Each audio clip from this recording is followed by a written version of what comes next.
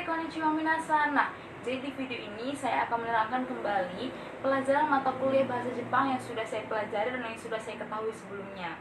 Nah, sebelum saya menjelaskan lebih dalam, izinkan saya memperkenalkan diri saya terlebih dahulu menggunakan bahasa Jepang tentunya. Hajimemashite, watashi wa Agina Putri Tarigan to mashimasu. Agina to yonde kudasai, yang artinya senang bertemu denganmu, senang bertemu dengan kalian. Perkenalkan, nama saya Agina Putri Tarigan, panggil saya dengan nama Agina.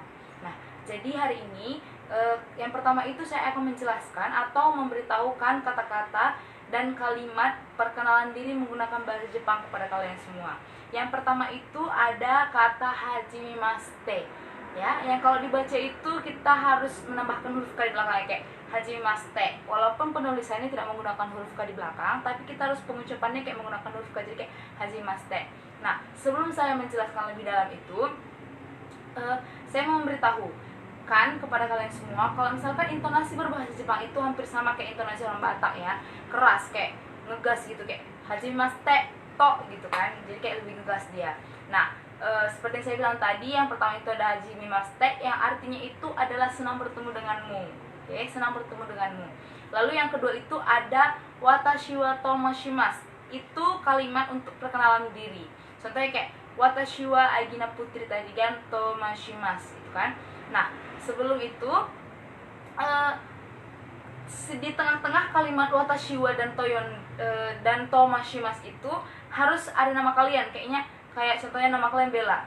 Watashi wa Bella tomashimasu gitu kan. Disambung dengan kata tomashimasu setelah nama kalian. Nah, terus jadi kayak watashi wa Bella tomashimasu. Nah, yang ketiga itu adalah kata toyonde kudasai. Kalimat ini digunakan untuk menyatakan kalau misalkan kalian mau menyatakan nama panggilan kalian. Kayak contoh saya tadi kayak Agina toyonde kudasai. Ya kan, Agina toyonde kudasai. Kan nggak mungkin kan orang asing atau orang yang baru kalian kenal itu manggil kalian, "Hey Agina Putri Tarigan" gitu, kepanjangan. Mungkin kayak nama awalnya aja, nama panggilannya aja kayak "Hey Agina" gitu kan. Jadi kayak Agina toyonde kudasai, panggil saya Agina. Lalu kata yang selanjutnya itu ada kara mairimashita atau no sushin desu. Kalimat ini sama-sama memiliki arti yang sama.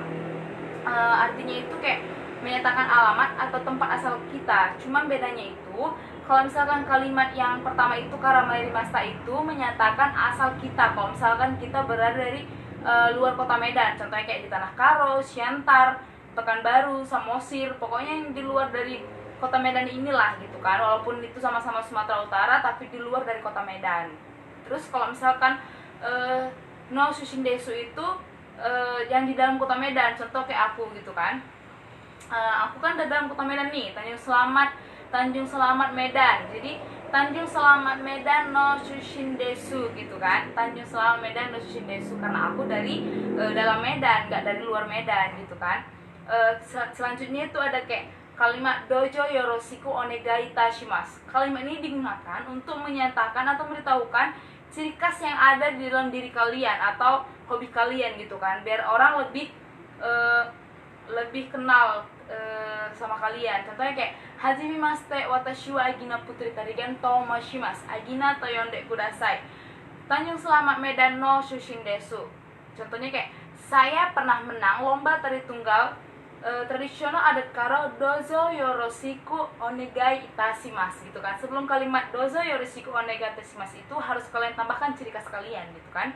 Nah, itu contoh dari penggunaan kalimat yang sudah saya jelaskan mengenai perkenalan diri dalam bahasa Jepang gitu kan. Penjelasan ataupun kayak perkenalan gitu kan untuk dalam berbahasa Jepang, itulah tadi artinya. Nah, selanjutnya itu kita masuk ke pembelajaran oisetsu atau kalimat-kalimat salam dalam bahasa Jepang.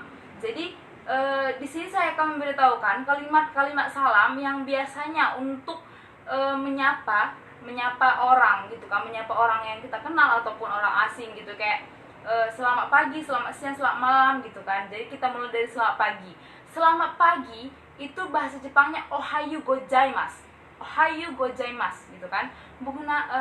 Ohayu kayak contohnya kayak aku bilang nyapa kalian gitu kan, ohayo gozaimasu gitu, ohayo gozaimasu gitu kan. Jadi tadi selamat pagi, ohayo gozaimasu itu selamat pagi. Terus ada selamat siang itu bahasa Jepangnya konnichiwa. Konnichiwa, hai konnichiwa gitu kan.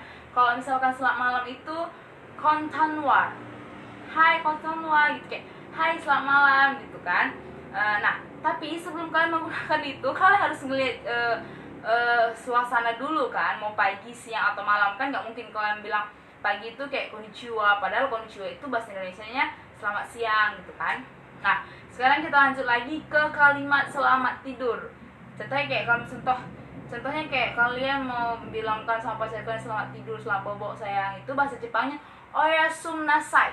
Oyasum nasai. Kalau kalimat selamat datang itu irasaimasu. Irasaimasu. Terus ada kata arigatou gozaimasu yang artinya terima kasih. Kalau misalnya bahasa Inggris thank you gitu kan. Ada kata maaf yang kalau ditranslate ke bahasa Jepang itu banyak ya. Salah satunya itu ada kata sumimasen, gomenasai, moshiwa gozaimasu, sama moshiwa gitu kan, sama arimase. Itu kata itu kayak contohnya kayak maaf gitu kan. Nah, itu banyak memang dalam bahasa Jepangnya, tapi itu tergantung dengan permasalahan apa yang terjadi gitu kan, atau kalimat-kalimat apa yang sudah kita gunakan. Terus kita lanjut ke kata shirumaismasu, shisuraimasu, dan yang shisrei, disuga, yang artinya permisi. Terus ada kalimat tanya, siapa namamu? Itu bahasa Jepangnya onnamawa, onnamawa gitu kan. Terus ada kalimat berapa umurmu? Itu oikatsua, oikatsua gitu kan. Hey, oikatsua, hey berapa umurmu gitu.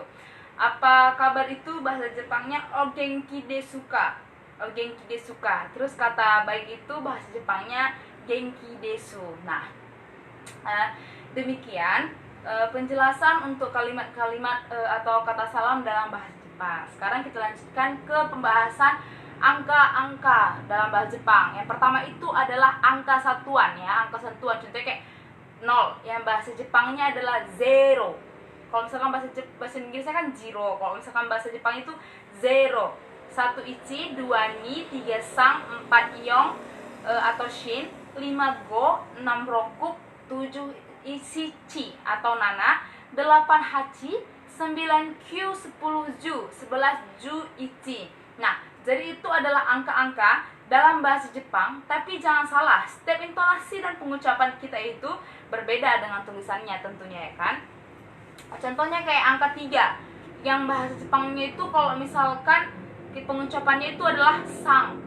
Ya, memang betul sang tetap. Tapi kalau misalkan penulisannya itu nggak menggunakan huruf G, hanya san aja, hanya san gitu kan. Ini kalian bisa lihat, hanya san. Tapi kalau dibaca jadi sang gitu kan, menambahkan eng di dalam setiap pengucapan kita. Pokoknya setiap penulisan angka dalam bahasa Jepang yang berakhiran huruf N, kita harus pengucapannya kita harus menambahkan kalimat eng. Jadi kayak san itu jadi sang, dan 4 itu sin atau shing, ditambahkan eng di belakang. Oke. Tadi itu adalah angka-angka dalam angka-angka satuan dalam bahasa Jepang. Sekarang kita lanjut ke angka puluhan dalam berbahasa Jepang. Jadi tadi itu kalau 10, jadi kalau 10 itu bahasa Jepangnya ju, kan? Tadi kan ada angka 10, itu bahasa Jepangnya ju. Kalau 11 itu ju ichi. Nah, kalau 20 itu 30, 40, 50, 70, 80, dan 90 itu kata akhirannya tetap ju. Hanya saja di kata awalnya itu kita harus menambahkan bahasa Jepang angka satuan. Ya, bahasa Jepang angka satuan. Bahasa Jepang angka satuan. Contohnya kayak 10 tadi ju ichi. Kata awal ju ichi ya kan. Kalau 10 ju, maksud saya salah. Kalau 10 itu ju. Kalau 21 itu nizu. 30 itu sangju. 40 itu senju atau yongju. 50 itu goju. Begitu juga dengan seterusnya. Ditambah satu kata yaitu ichi. Jadi contohnya kayak kalau misalkan kita lanjut. Kalau misalkan ada 21, 20, 21, 31 itu ditambahkan kalimat kata ichi di belakangnya. Di awalnya itu bahasa Jepang dari angka satuan. Contohnya kayak 31 itu sangju ichi ya, sangju ichi. Terus sekarang saya lanjutkan ke angka ratusan dalam bahasa Jepang. Kita mulai dari angka 100 itu adalah yaku. Kalau 200 itu niyaku. Nah, jadi gini, kan bahasa Jepang angka 100 itu atau 100 itu hyaku, ya kan? Yaku. Jadi kalau 200 sampai dengan 900 itu kita hanya menambahkan huruf awal angka satuan lagi, akhirnya tetap yaku gitu kan? Akhirnya tetap yaku. Hanya saja di awalnya kita menambahkan bahasa Jepang angka satuan. Contohnya kayak 200 niyaku, 300 sangyaku, 400 yongyaku. Begitu juga dengan seterusnya, ya kan? Sekarang kita lanjut ke angka ribuan. 1000 itu bahasa Jepangnya sen. Sen, yang kalau dibaca seng. Nah, sama kayak angka 100 tadi, 100 ataupun 20, 21 tadi, sebelum kata seng, kita harus menambahkan kata awalan bahasa Jepang angka satuan. Kayak 2000 itu tadi niseng, 3000 sangseng, 4000 yongseng. Begitu juga dengan 5000, 6000, 7000, 8000 dan 9000.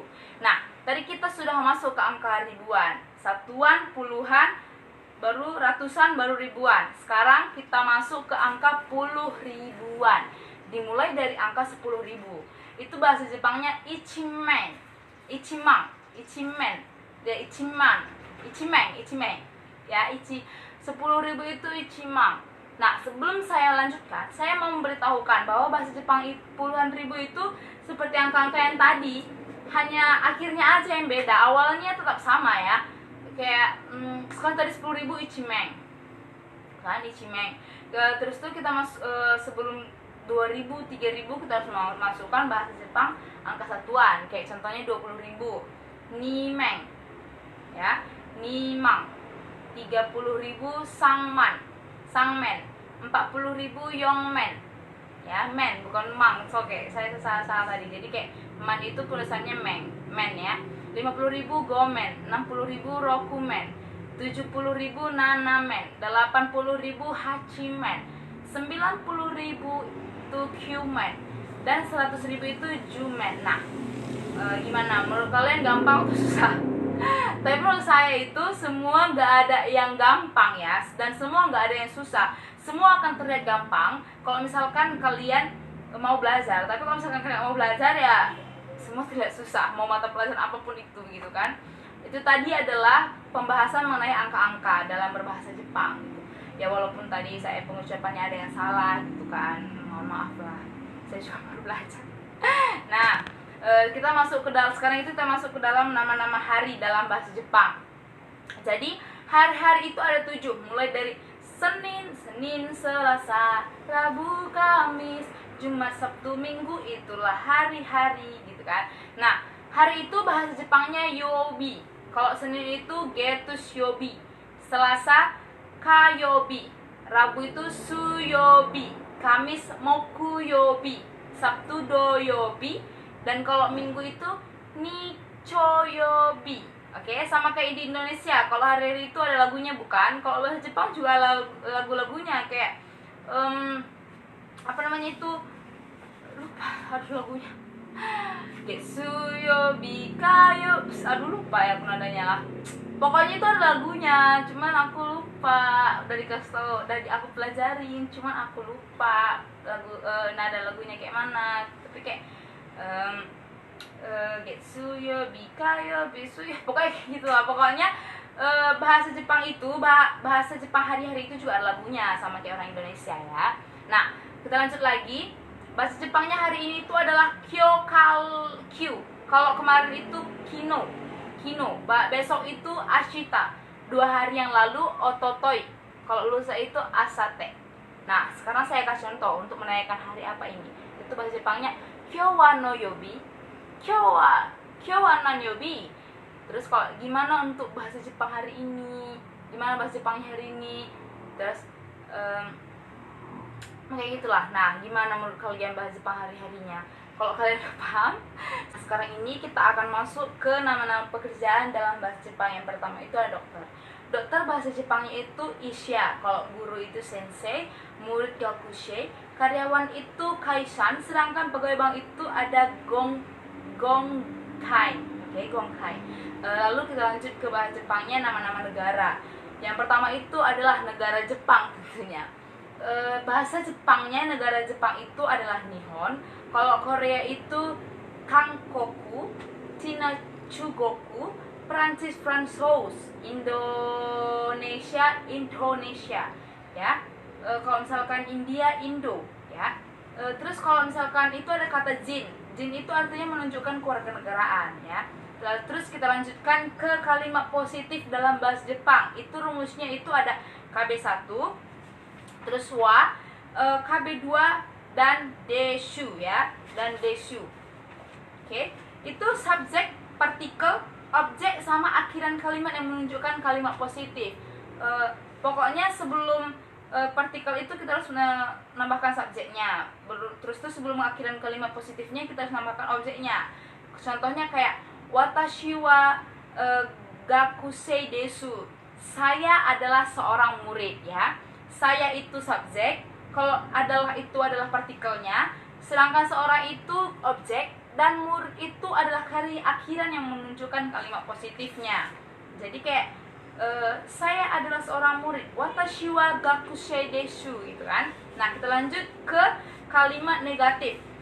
Itu kalimat negatif rumusnya di akhirannya aja yang berbeda. Di akhirannya itu ja arimasen. Jadi KB1 wa, KB2 dan ja arimasen. Jadi kayak watashi wa ginkon ja arimasen, gitu kan. Jadi kayak watashi itu saya, wa-nya itu bukan, ginkon itu seorang, ja arimasen itu pegawai bank. Jadi kayak saya bukan seorang pegawai bank. Nah, kita lanjutkan ke kalimat tanya. Itu ada KB1 wa, KB2 deshu ka. Kalimat tanya itu hanya ditambahkan k-nya aja, rumusnya tetap sama, hanya akhirannya aja yang ditambahkan k. Contohnya kayak dio sang wa kankojin desu ka. Terus naik kalimat negatifnya mesi sang wa funsujin ja arimasen ka, gitu kan. Jadi kayak cuman ditambahkan k aja gitu, k. Jadi kayak rumusnya tetap sama, positif dan negatif, hanya akhirannya aja yang beda dari k, gitu kan. Nah, mungkin demikian pembelajaran dalam berbahasa Jepang yang saya ketahui dan yang sudah saya kasih tahu ke kalian semua di dalam video ini.